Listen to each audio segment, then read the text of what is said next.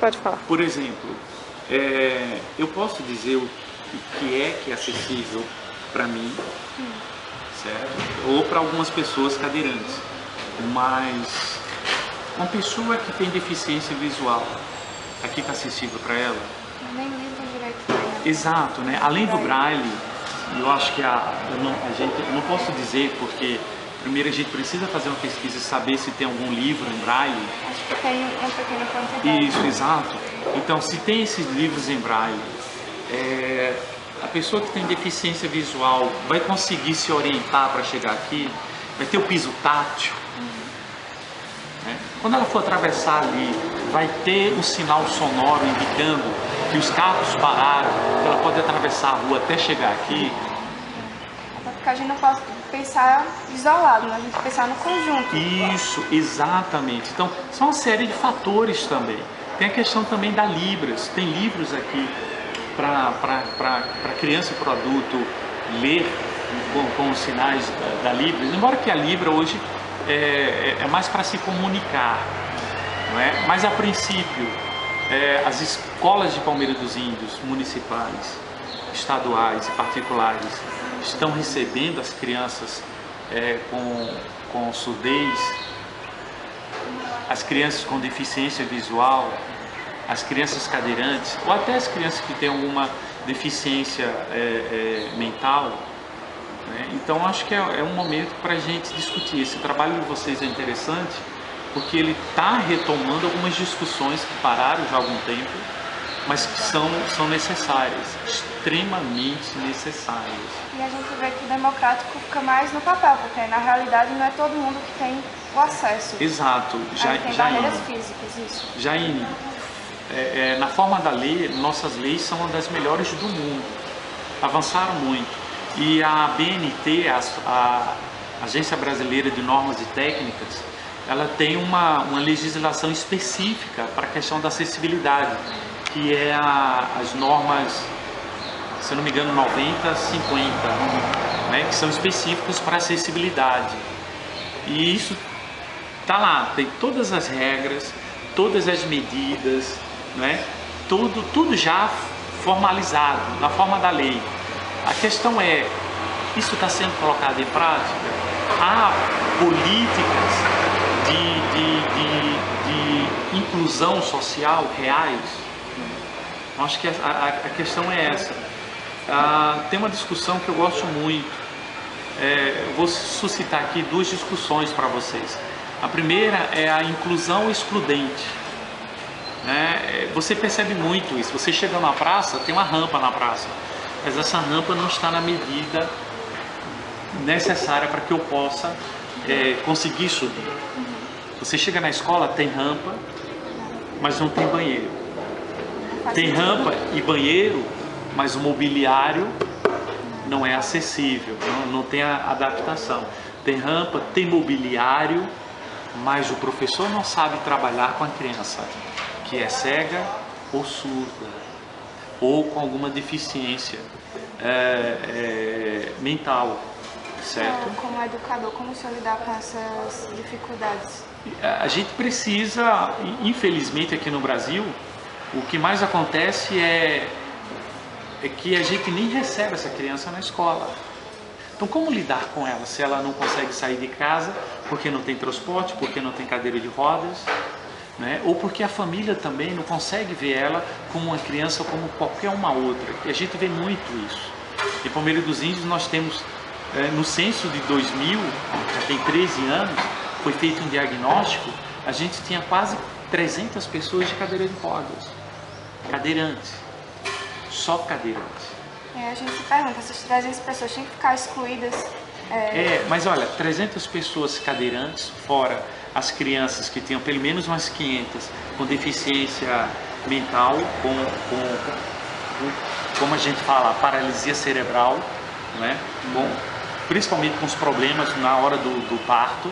Então falta oxigênio e por algum motivo houve um mau atendimento ou um atraso no parto dessa criança ou alguma outra coisa. Então a gente tem mais de 500 crianças em Palmeira dos Índios que têm paralisia cerebral. Então elas na maioria das vezes estão em estado vegetativo, elas podem aprender, mas os pais não sabem como lidar com isso. Então, Jaine, Laila e Romário, como eu vou trabalhar com a criança ou com o adolescente ou com o adulto que tem deficiência se ele não consegue nem ir para a escola? Na sua escola tem alguém com alguma Na minha escola tem dois jovens, eles têm uma má formação no braço, né? Tirando esses dois jovens, a gente só tem eu cadeirante e uma outra funcionária que anda com a ajuda de muletas. Mas é a maior escola do estado, é a maior escola daqui da região de Palmeira dos Índios. E você não vê as crianças, os adolescentes cadeirantes indo para o estadual para estudar. Por exemplo, há algum cadeirante no IFAL, no Instituto Federal? Para a gente perceber o quanto que está complicado. Então, como é que eu vou trabalhar se ele nem sai de casa? Então, eu gostaria mesmo de trabalhar mais com as pessoas com deficiência. Pelo menos no colégio estadual, ele é plano. Mesmo assim, há vários problemas. A gente não conseguiu com que aquela reforma de quase R$1 milhão se revertesse numa acessibilidade melhor no ginásio de esportes. Até chegar ao Colégio Estadual Humberto Mendes, a criança, o adolescente ou o adulto vai encontrar vários lances de degraus, de calçados que não tem acessibilidade alguma.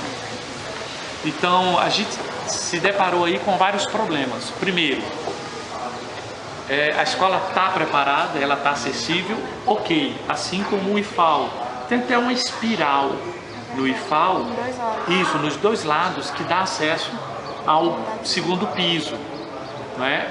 Mas aquela espiral está fora das normas da BNT. Você já foi lá? Eu já fui lá e com muito esforço, porque eu faço musculação, eu tenho uma certa habilidade aí, mas é extremamente perigoso, porque em qualquer momento que eu estou subindo lá no IFAL, e se eu perder a força, ficar na posição aqui de acomodação na minha cadeira, ela vai virar. Então a gente está vendo aí vários locais que aparentemente têm acessibilidade, mas Na realidade não é. ele está fora das normas da BNT. No Colégio Estadual Humberto Mendes, por exemplo, eu trabalho com o ensino médio e isso me dá uma certa liberdade, porque eu escrevo pouco, né? A gente trabalha já com livros didáticos. Agora imagina se eu precisasse trabalhar lá com o fundamental, né? Ou com a alfabetização, que precisa ir até onde a criança está, que precisa chegar até a carteira dela. Como chegar lá? Guarela Modas, na Avenida Municipal, número 31, próximo ao cruzador. Guarela Modas trabalha com as melhores marcas do país. Não consigo, de fila de carteira eu não consigo passar. E o quadro? Não é problema. Além de ser alto, eu consigo usar pelo menos a metade. Mas como eu vou usar um quadro pela metade? Né? E detalhe, vem pra cá, vou dar um exemplo do que a gente faz. Suponhamos que aqui é o quadro negro, assim como lá no IFAL também, certo? Ele é fixo, eu consigo usar da metade para baixo, certo? Tudo bem, mas como é que eu vou escrever se eu não consigo ficar de frente para o quadro? Olha aqui a distância da minha cadeira para a parede. Como é que eu vou escrever? E olha a minha mão agora. Exato. É impossível eu, como cadeirante, usar o quadro, porque eu fico distante. E por mais que eu me aproxime, eu vou ter que me curvar. É diferente de você ou de qualquer outra pessoa que fica bem mais próximo quando fica em pé, né? E consegue escrever.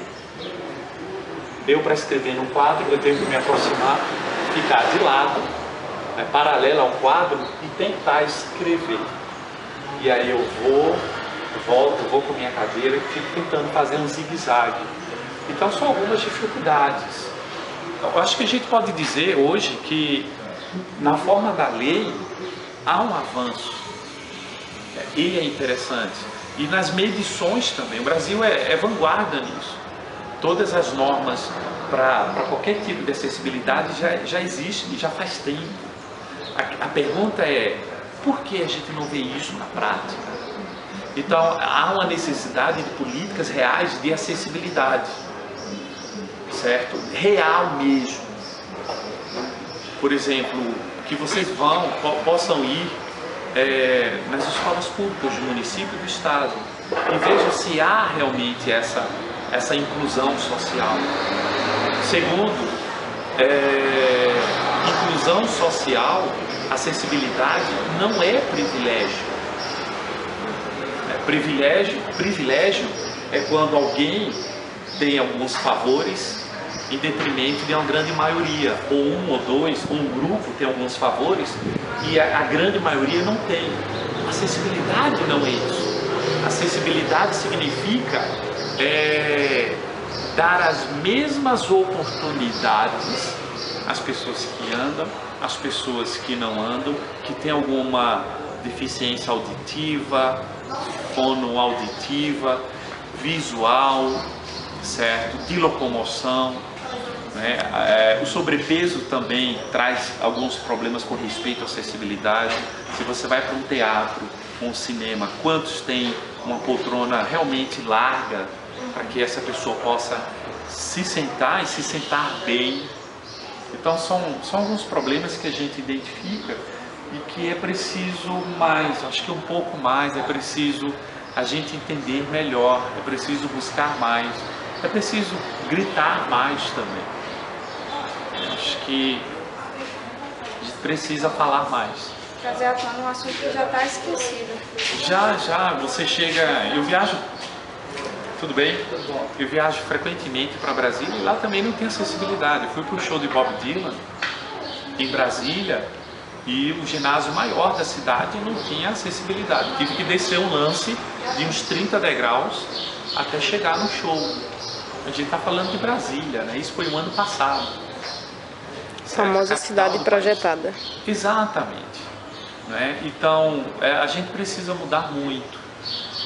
Certo? Eu acho que vocês poderiam trabalhar duas questões importantes. A acessibilidade espacial do local, mas a acessibilidade até chegar a esse local. Uma cidade, Romário, ela precisa tem 4 coisas importantes numa cidade. Né? Ela precisa ter moradia, assegurar a moradia às pessoas, trabalho e lazer. A quarta é a circulação.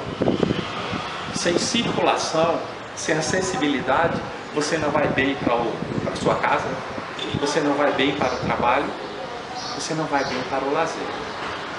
A gente costuma dizer, aprendi isso com uma amiga minha, a professora Thaisa, do curso de arquitetura da UFAL. A gente até já fez alguns projetos aqui para o Palmeira dos Índios e aprendi muito com ela, e uma das coisas que a gente mais aprendeu é que circulação é os veios da cidade, são as veias, as artérias de uma cidade.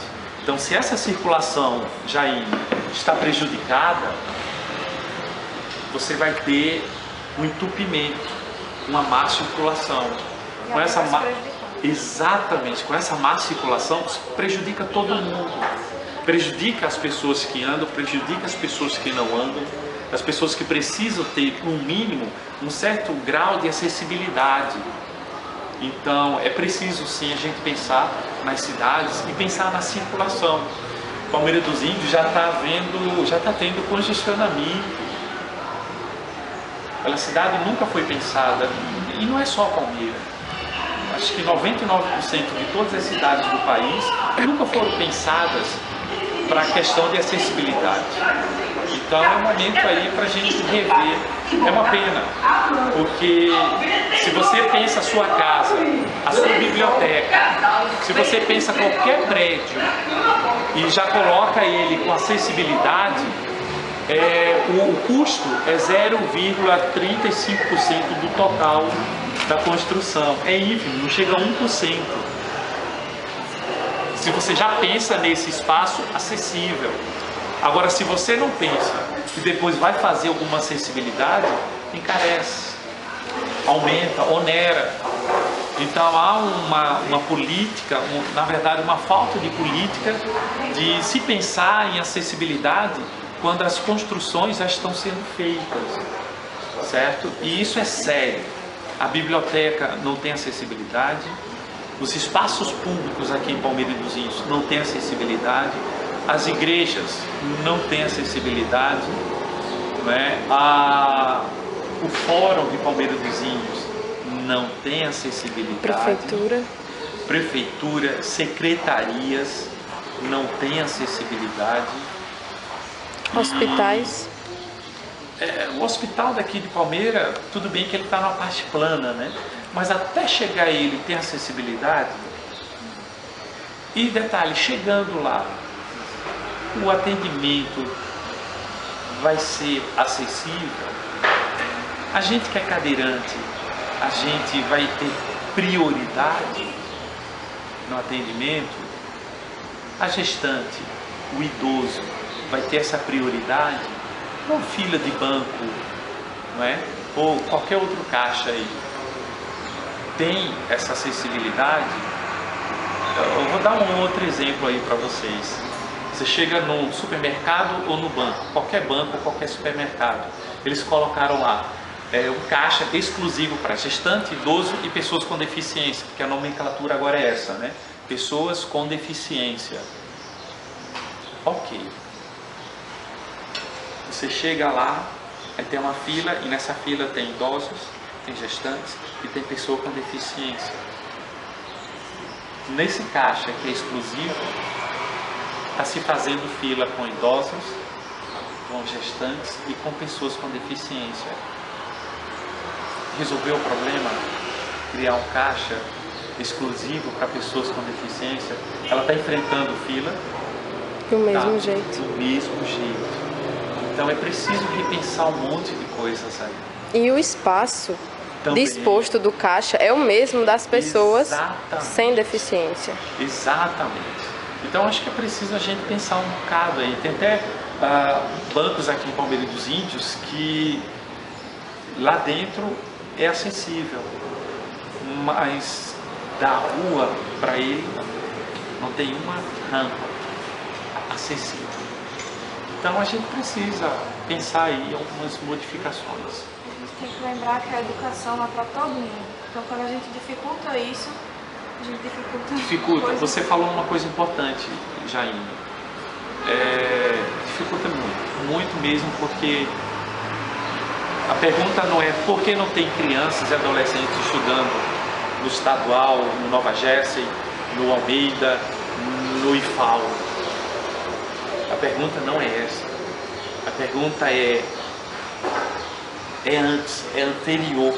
O que é que está acontecendo para que essa criança, esse adolescente não chegue lá? Certo? Se chegar, a escola é obrigada a se modificar para atender, mesmo que seja uma. E mesmo que não tenha uma criança acessível, uma adolescente, ela é obrigada a se modificar. Porque a gente parte do princípio que a acessibilidade não deve acontecer quando eu chego lá.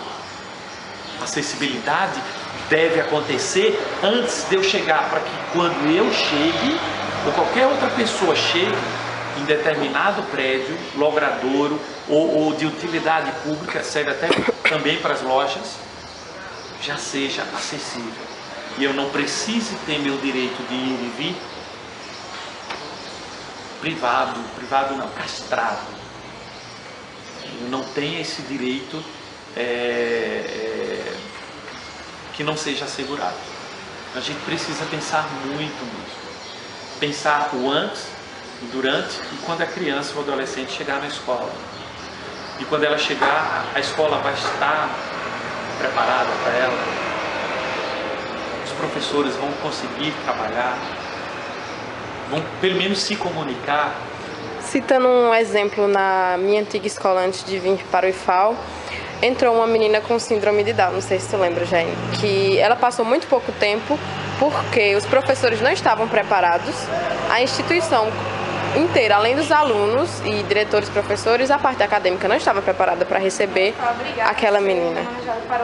Olha aí, ou seja, ela não foi tratada como um ser humano, como um cidadão. A mãe dela não queria aceitar que ela fosse transferida para outra escola, porque a escola que a gente estava tinha uma boa educação, seria ideal para o tipo que ela queria.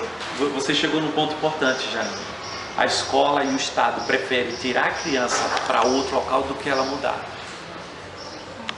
Ou seja, a preocupação da escola não foi em mudar para atender melhor a criança, foi tirá-la de lá. E a pergunta é, a escola mudou depois que tirou a criança? E síndrome de Down não é doença, não é? Cadeirante não é doença. Cegueira, a questão da surdez, né?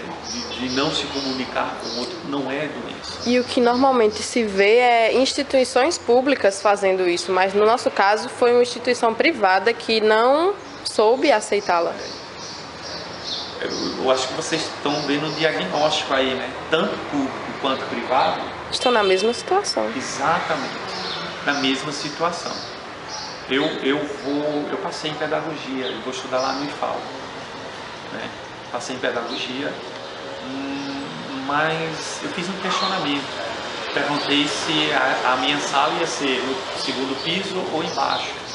E aí houve um momento de surpresa, assim, porque se for no primeiro piso, eles vão ter que transferir para baixo. Porque aquela espiral, ela não é acessível para mim. Então a gente precisa aí, e não é ser chato, é colocar os pés no chão e dizer, olha, eu quero, eu vou, mas vocês precisam mudar. Não sou eu que preciso mudar.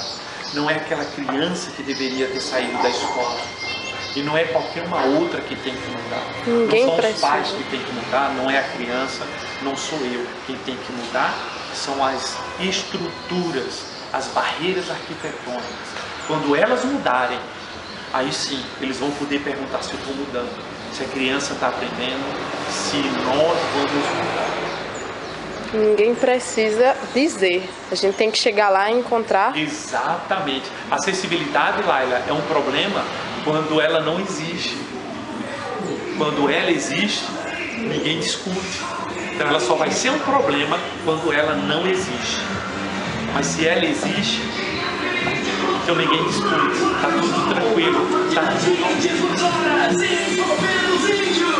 Agradeço. Agradecer agora a sua presença e as suas palavras, que vocês que vai nos ajudar e nos inspirar a fazer desse local um local acessível na origem da palavra.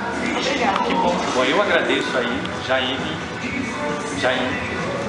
o Mário, Laila, certo? Estamos aí à disposição também. E é importante porque aqui de certa maneira, é um espaço público que deveria estar cheio de pessoas, acessível também. E depois de 120 anos de Graciliano Ramos, a gente percebe que a cultura agoniza. Na terra de Graciliano, a cultura agoniza. Os espaços não são bons, a acessibilidade é inexistente. A gente precisa trabalhar muito. Eu pretendo ser engenheiro e acho que pro resto da minha carreira profissional vou lembrar do Senhor e vou fazer com que cada edifício que eu tenha seja inspirado para todo mundo. A gente agradece. Certo.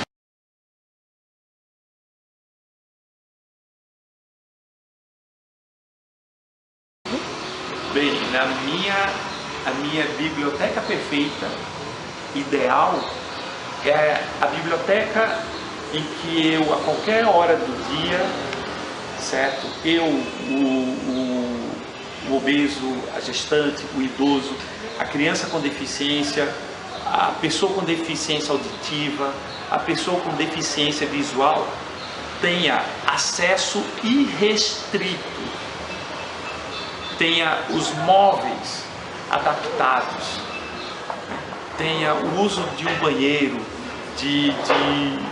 dos espaços, ele possa ter acesso aos arquivos, sem que para isso ele precise pedir alguém, sem que para isso ele precise ficar privado de entrar até numa carteira, sem que para isso ele precise ter que pedir ajuda a alguém para subir uma rampa. A minha biblioteca atual, perfeita, ela é acessível. Todas as barreiras arquitetônicas foram removidas. A minha biblioteca ideal, ela não pode agonizar, porque nos 120 anos de Graciliano Ramos, que nós completamos o ano passado, nós percebemos que a cultura em Palmeira dos Índios agoniza. A biblioteca agoniza. A cidade agoniza.